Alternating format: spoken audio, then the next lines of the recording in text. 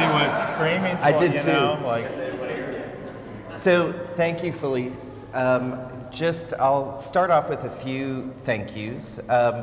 To the lenders to our exhibition, Rick Liberto, Christopher Scott, Cody Fitzsimmons, and also to CAM's board and supporters, to David Klonkowski, Stephen's partner, and my biggest thanks, of course, go to you, Stephen. It has been an absolute pleasure to work on this exhibition together. I should thank John Hobson and Deborah Barrera from John Hobson Gallery, who you work with here. I think maybe just to kind of get things started, I think, to be painfully obvious about the exhibition that we're in, all of the works that you see here have their base in song titles. We'll see as we kind of move from this space into the other space that they take on very different materialities. And Stephen, I wonder if you can maybe start off by talking about some of the earlier works that you did and how that idea of songs interests you, because I know it's quite a deep interest that thinks about community and those types of issues.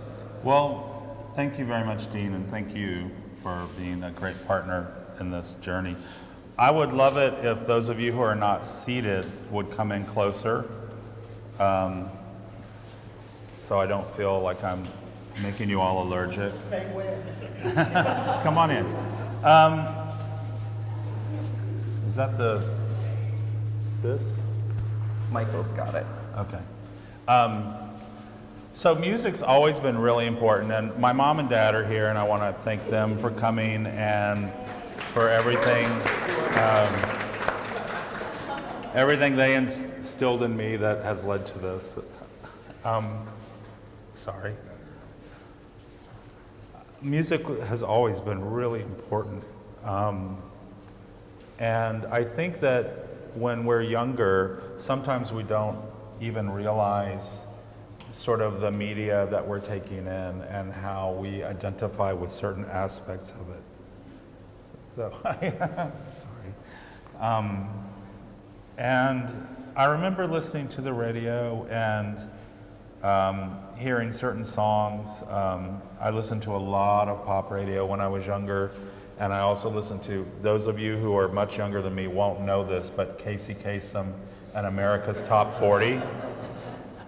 And that would be a countdown of the top songs in the United States at the time. And I was so obsessive, I had a little yellow Panasonic tape recorder, and I would record the radio with my little recorder, and then I would listen to the top 40 songs again and again. And then disco happened, and I loved it, and I didn't know exactly why, and I could hear Andrea True Connection and singing More, More, More, and knowing that that was somehow sexual maybe, but I didn't really get it all the way, but I knew that I liked it and I was attracted to it. So, and then music stayed with me, and sometimes if I was really bad, my parents would ground me, but I didn't care because I would stay in my room and I would listen to my stereo, so which is kind of like all I really wanted to do anyway. And just throughout my life, it's been very important. And then when I went to Atlanta to go to art school, going to the club was a really important activity to blow off steam, but also to bond with my classmates who have become lifelong friends, and my peers. And at that time in Atlanta, was really fun because that was the time when RuPaul and Lady Bunny were also coming up, and they're friends of mine, and we would all go out together. And I remember just dancing and that feeling of community. So that's always been sort of in the background. And then I went to art school and started making work using photography and work about identity. And then later in grad school, wanted to take it to the next level, and in a certain way I wanted to what we now call queer conceptual art. I wanted to change it and take it from something that was purely self-referential into something that was connecting with community and connecting with my own sexuality that I was, learning how to present and reconcile with a sometimes hostile society. And so I began to think about the way music was an expression of that.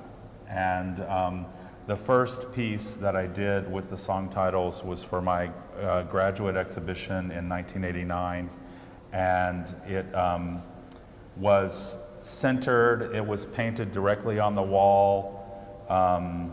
Side note, it had to be hand painted, and this was at the Nova Scotia College of Art and Design, and these old buildings with these spiral staircases, and I fell down the stairs preparing for the exhibition, and so like all my friends had to come help me paint the thing. So just like y'all set this up.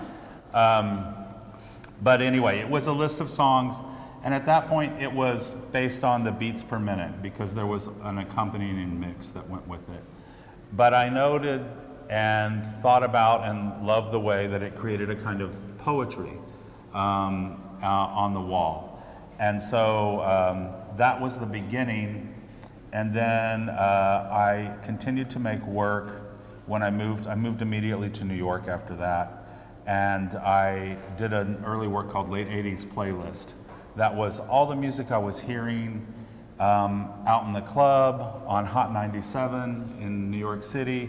And it was a lot of dance music, but there were very evocative song titles. And I thought about how they connected to what was going on at the time. And that was a lot of political strife. The AIDS crisis was happening. And so this was about all of that. There was a lot of gay bashing in New York in those years, and just a lot of push-pull and societal tension.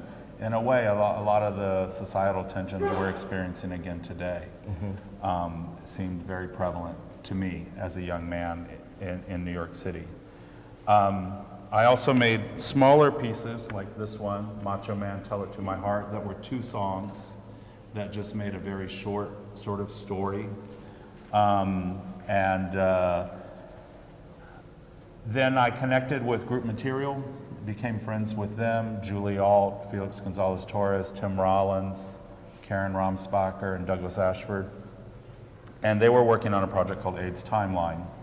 And so the first real timeline piece was born. They had seen my late 80s playlist, my interest in chronology and connecting it to society, and they asked me to create a timeline or a piece for their AIDS timeline. And so my idea was, of course I'll create a piece and I'll just take one song from every year of the AIDS crisis to that point. So that was in 1991. And so the timeline started in 79 and then the first presentation ended in 91. So I chose one song from each year.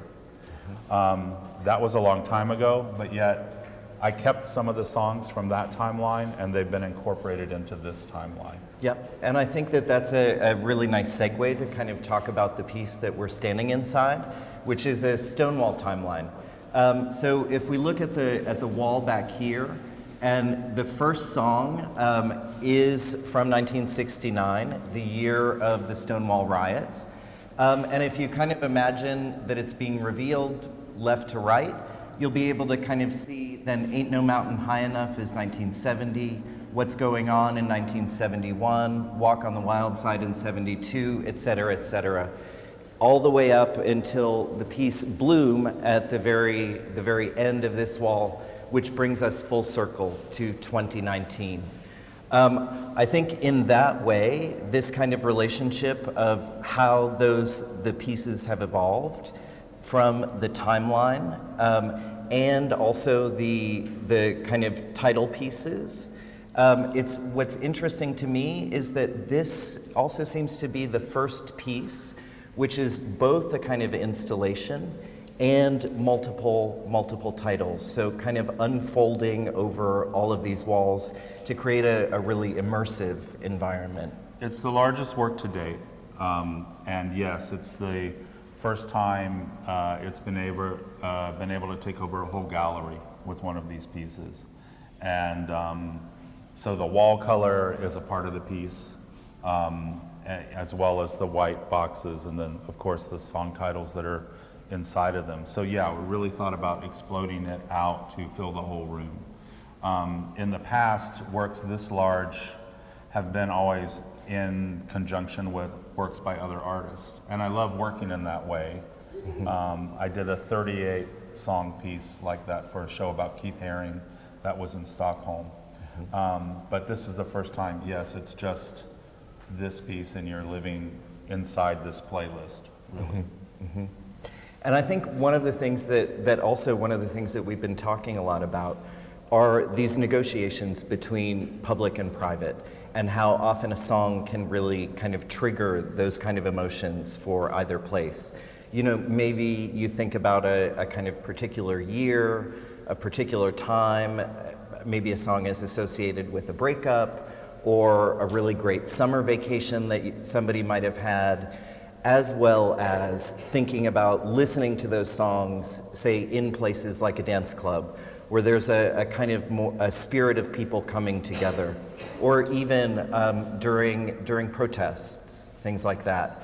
And I wonder if you can maybe talk a little bit about the kind of early activism that you were doing, both in Atlanta a bit and also in New York, you know, against or combating AIDS. Sure, that's an important part of it for me, especially with these timeline works. And in Atlanta, I've always had a strong sense of ethics. I think that's something that my mother and father gave me. And I was really disappointed with the lack of activism in Atlanta from the gay community. And then when AIDS started to happen and we were right there with the CDC, I was also just very alarmed by all of this.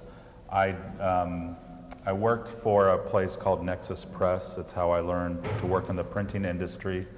And they helped me print some agitprop posters that I put all around town in Atlanta. I think the most successful one said, "You live near a center for control."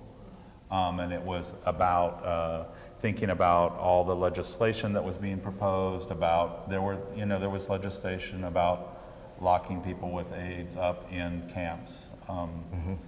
Very similar to what we have going on today at the border. That never came to pass, but I think it very well could have in a slightly different time.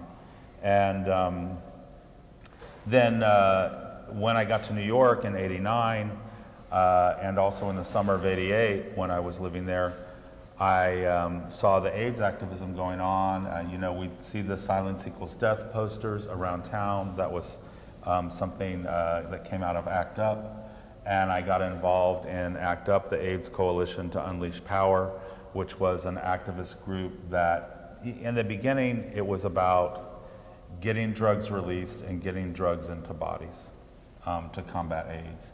But it became also about housing, about feeding people, about legal issues, because all of it's interrelated.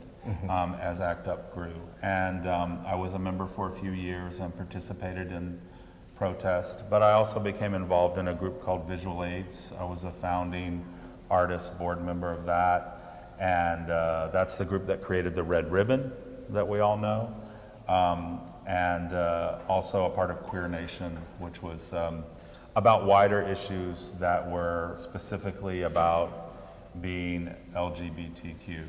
You know, so yeah, that was all really important for me. And I felt the societal issues that I was aware of because of the activism I felt being expressed through these works like this. And we might also back up just a little bit for folks who may not be familiar. The Stonewall Revolution riots that we're talking about were a series of riots that took place over a few days, weeks even, that kicked off actually yesterday, 50 years ago, in 1969. But when a number of patrons of a gay bar in New York City in the Greenwich Village called the Stonewall Inn, who had been basically subject to repeated busts by the police. It was a mafia bar, and what ended up happening was that one night the police got there a little bit too late. Lots of folks had been drinking earlier in the day. From what I've heard, they used to bust them kind of earlier in the evening. And on that night, the kind of repeated busts that they had been subjected to really just, their frustration reached a kind of tipping point. And suddenly rocks were thrown, et cetera. And a series of riots sparked that went on for quite some time and are really understood now as the kind of birth of the LGBT equal rights movement that we find ourselves in today. I think it's also really important to kind of acknowledge groups like ACT UP and Queer Nation and other folks, because during the years of inaction, during the Reagan administration, Reagan, who didn't say the word AIDS publicly for 6 years, it was really kind of groups of those individuals who really kind of decided, okay, we need to take care of our own. And we need to kind of make sure that people know about this so that we can begin to end this epidemic. I think certainly that's what groups like Visual AIDS are continuing to do today with the activism that they're doing with artists. And condom distribution was a really big part of it too for all of those groups. Mm-hmm. I think in that same way then, maybe for me, this kind of area, this Stonewall installation, speaks in a voice that feels like a very public-facing voice, like the voice that one has, carrying a protest sign, yes, or registers for me in the way that news headlines might register, something that we read in a kind of very public way. As we kind of start to move into the next room where the neons are, I think we'll see that sense of things and the way that you're utilizing still just the idea of taking these song titles and using the song titles to kind of evoke an emotional state, perhaps. Mm-hmm. It really changes. For me, the neon pieces are kind of much more introspective, much more intimate. And I think maybe if we want to kind of... While we're still sitting here, yes. can I ask you a question? The wall refers to poetry and sitting here. Because of the way it's installed in an irregular pattern, are we to read up, down, and sideways in terms of poetic juxtapositions of song titles? Are you encouraging that? Yes. I mean, I'm really interested in concrete poetry and really interested in, yes, in that spatial relationship between the song titles and how that encourages certain narratives or readings of songs. Tainted Love by Soft Cell is a song that I love, but I've always had mixed feelings about what is the message of this song, and it's the lowest song on the wall. And Beautiful is one of the highs. And Beautiful is one of the highs, which I feel love also over there.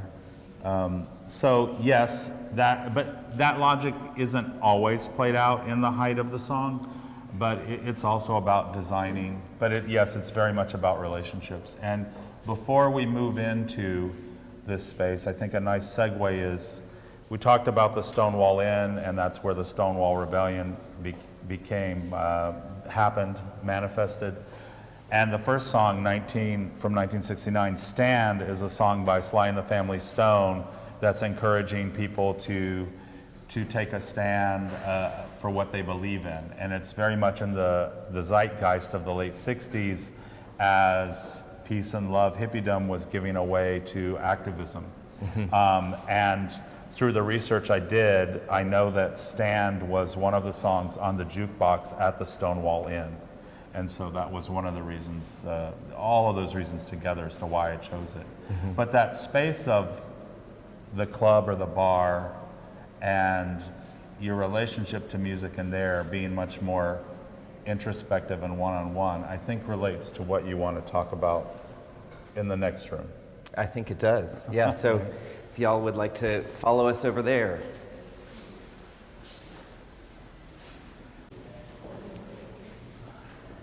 So here, obviously, a kind of very different treatment of the material. Still, of course, single song titles, where the other room kind of accumulates them, and you get this, maybe, I kind of always think about it as there's a lot more echo in that room. Even if the spaces are actually silent and we're not hearing them, I think it's almost impossible to read the kind of titles of these songs and not have them play in your head a bit. But where the other room kind of has this sense of community, has this sense of multiplicity in it, I think that here there's a kind of much more sometimes melancholic, sometimes introspective sense. And that comes both from the kind of physical material of the songs, but also very specifically from the color that you've chosen in these neons. And I wonder if you can kind of start off maybe by talking a little bit about the kind of emotional tenor of color in these works. Well, it's an important part of both series, actually, and you know, also thinking about the languages of art and the languages of advertising and how color influences how we read certain images and statements, images that may be words. So I've always thought a lot about it, and I was in a environment, I worked at Dia Art Foundation for 20 years, and I was in an environment around a lot of light and color, working with the work of Dan Flavin and Donald Judd. So I thought about, well, how do we connect that with narrative and emotion? And so often the colors that are associated with these particular song titles kind of come to me in the beginning, and it's almost like synesthesia. And if you're not familiar with what synesthesia is, it's when people experience senses in uncommon ways. So some people might taste a sound, or they might hear color. And in this way, this is sort of like hearing or conceptualizing color as it comes in. And so some of the songs, like Relax, is a reference to the Frankie Goes to Hollywood song from the early 80s, which was quite provocative and controversial. The video was banned in England. And so I picked a very deep red, like a lurid red, for Relax. There is a light that never goes out, which is on this wall is a warm white, so it's got a warmth to it. That piece is about a lot of things at once. It's about home, it's about love, it's about relationships. It can be a memorial, and so I thought that the warm white was the perfect kind of connection for that. That's a Smith song. Tell It to My Heart is this pink. That just kind of, I don't know, I feel like it really goes with that. You know, it's corny, but it's beautiful at the same time, that sentiment. And so that's part of where that's coming from. And then I think also the other thing that's kind of interesting is if we just kind of look back towards this back wall, in that kind of space from the Stonewall Timeline to this room, we also have another work that is being seen here for the first time. This piece, It's Raining Men, which kind of reproduces in a typical fashion in neon, 2-inch high letters, a song title, but then of course adds in these drop shapes, teardrops perhaps, or maybe raindrops as well. And I think what's particularly interesting for me is that installing this exhibition was also the first time that you ever got to see this work itself. I think it came actually from another earlier work, and maybe you want to kind of talk about those two pieces and that kind of change from the earlier work and how this one differs. I started using neon in 1989 in that same graduate exhibition I discussed, but it was always in relationship to photographs. So it was sort of language, it was photo and text, and photo and neon, always. And then a few years later, about 5 years later, I made my first neon song title, which was It's Raining Men. And that's how this series began, which was thinking about how a single song title might be evocative enough to hold its own as its own artwork. And It's Raining Men was the first one. It was a little different. The letters were taller. They weren't italicized. It didn't mirror for me closely enough the feeling of the other work. So there's this connection. The letters are 2 inches tall. They're blocked. They're italic in a similar way to the mural piece.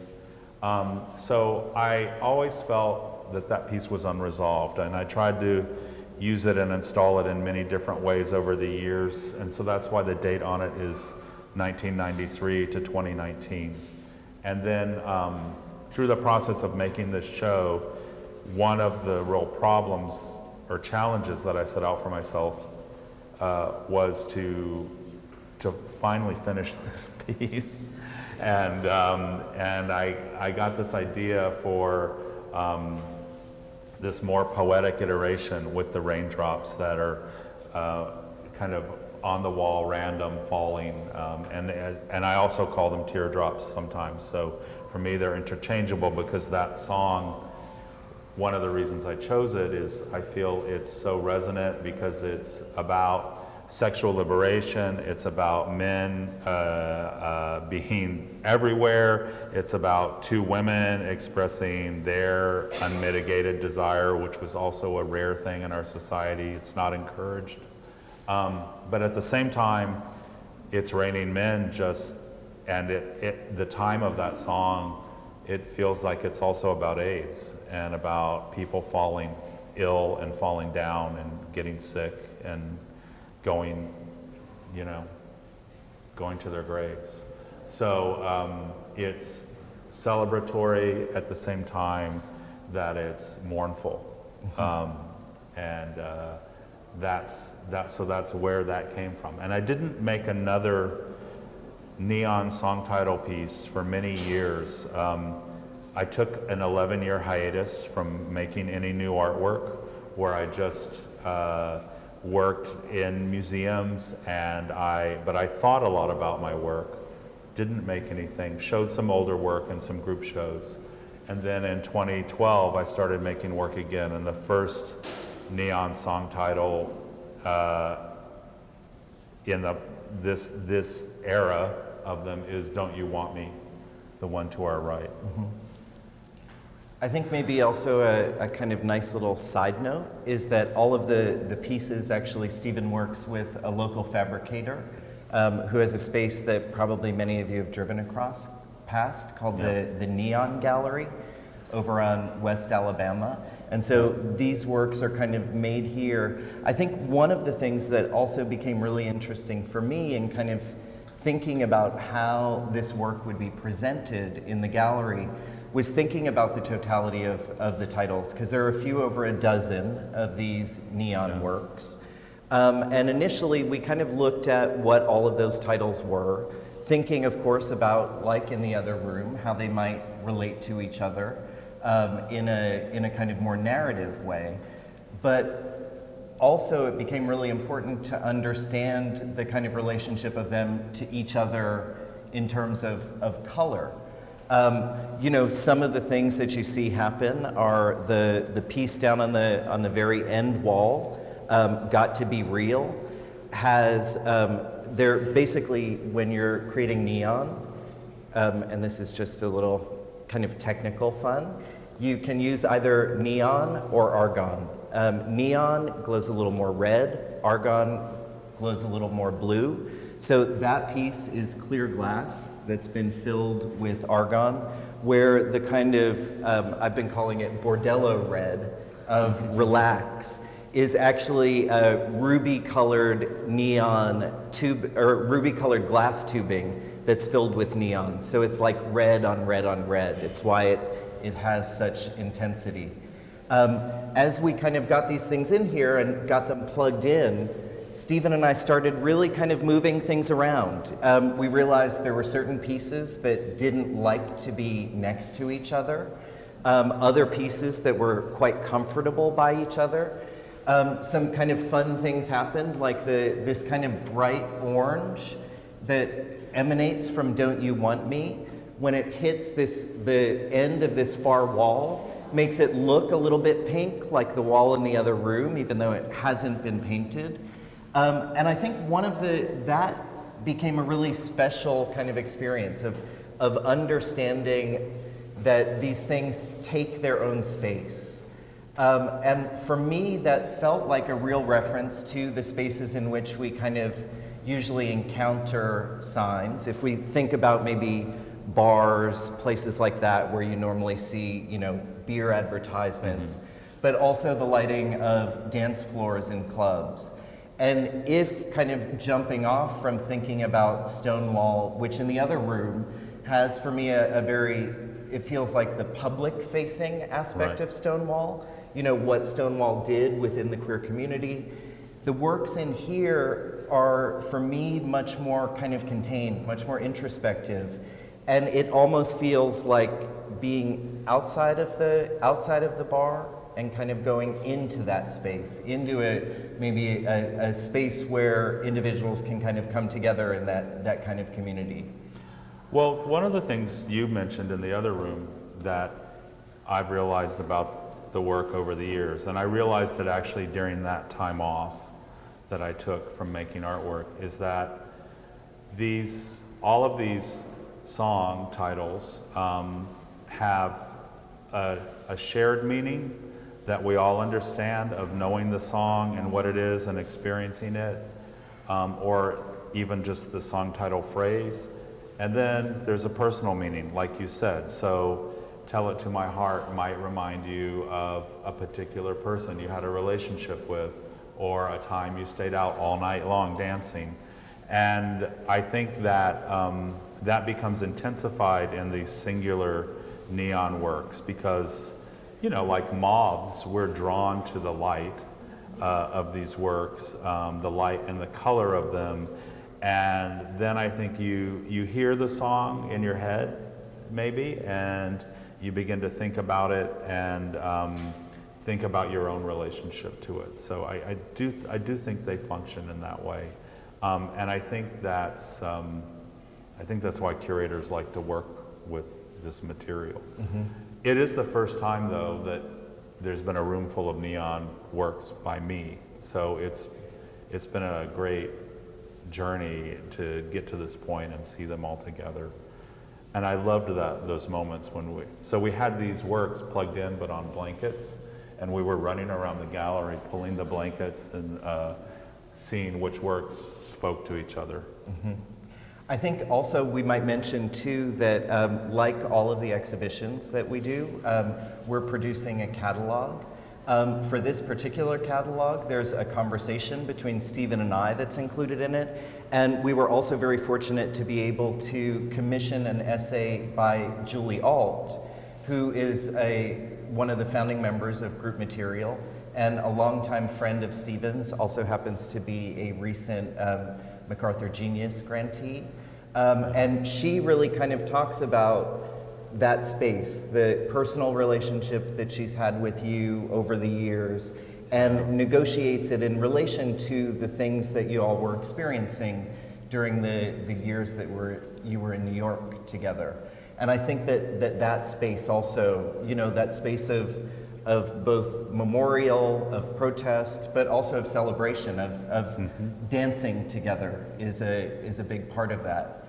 And I wonder if you can also, I mean, we've talked a little bit about the kind of protests and things that you were involved in, groups like ACT UP and Visual Aids, but I wonder if you can also kind of talk about some of the musical influences, places like Paradise Garage and... Sure. Paradise Garage, well, I mentioned Hot 97. The Palladium was also a space, and that was a space where, so, you know, if you were involved in some of these activist groups, you might be at a protest in the morning or midday, and then you really, if you didn't get arrested, you really want to go blow off steam, so you might go to the club afterwards, or you might go to the Palladium to see a benefit performance by Grace Jones or by Jimmy Somerville. And so it was a place of celebration and bonding that happened, you know, in the street when you're protesting, but also in the club when you're celebrating and just experiencing the music and your body and the camaraderie and, you know, and developing the love for your community that you're dancing with, even developing that even deeper. So yes, that's definitely a part of it. And Julie does really capture that in her essay. Yeah. I wonder if there might be any questions from anybody in the audience? Yes. Yeah. As a director of various art organizations and therefore of relevant publications, you've had a lot of experience with design. So I'm really curious about the two different typefaces you've used, you know, the sans serif, your choice to keep it all within no caps, you know, to keep it all within lines, and more modest in here, smaller in scale than out there. I mean, these are all clearly decisions you've made. How do they relate to the two different pieces? Well, they're close, and they're both borrowing from the languages of advertising. I'm sorry. They're very close, I think, actually, and borrowing from the language of advertising or languages of advertising, those vocabularies. Also, I was influenced by some remarkable women artists like Jenny Holzer and Barbara Kruger, who were working with poetry and statements and language. And so, I don't know, I just began to develop the vocabulary. All caps took away part of the decision making and also makes it easier to read and more forceful. And italics is the standard for something that's a title that's referencing something else. So that seemed correct to me. That also I'm a writer, so that plays into it as well. They are a little bit different in that there are things you can do with vinyl and paint that you can't do with neon. But the other thing is that the neon glows, and you can't do that with vinyl and paint so much. So, but they're close. You know, these letters are 2 inches high. Those letters are 2 inches high. Those are contained in a box, but they, these have the glow around them. So there are definitely differences, but I think they're closely related. But those differences, I think, are about what Dean and I were talking about the way people can relate to the works a little bit differently. I started referring to the mural room as the triple album that tells the long story, and then this room is like the greatest hits, so of individual songs that you really connect with.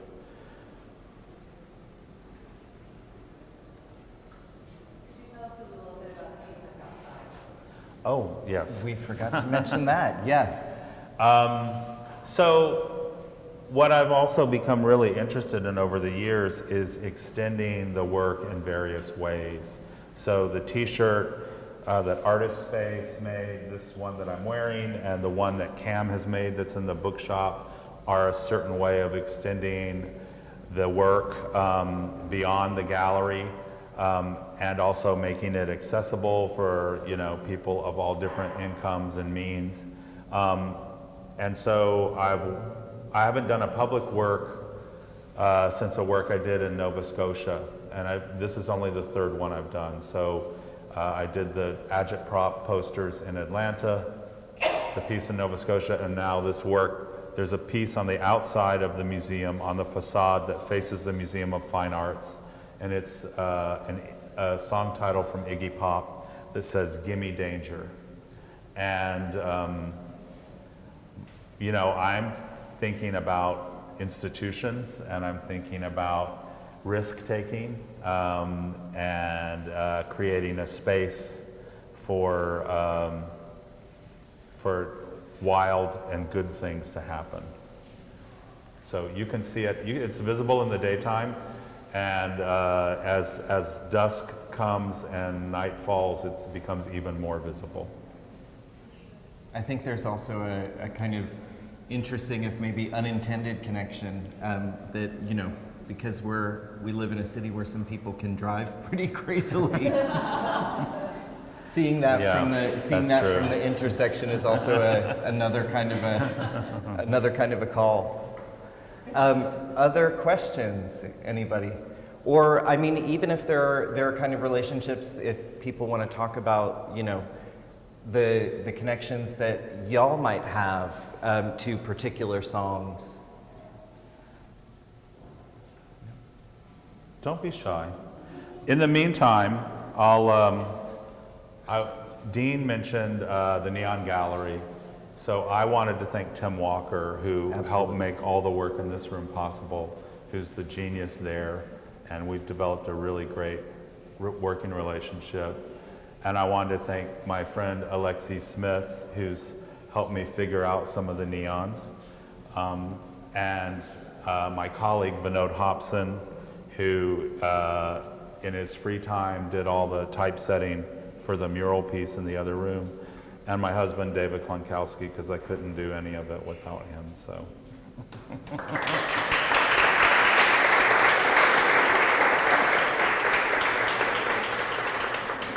He kept me sane.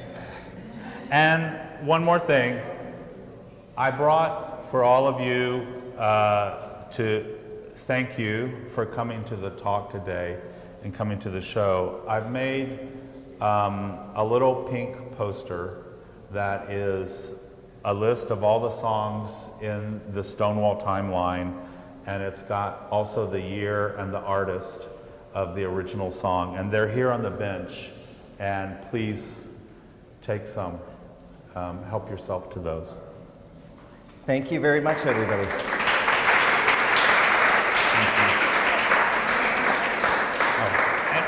And the brochure is great, too. Thank you, Dean.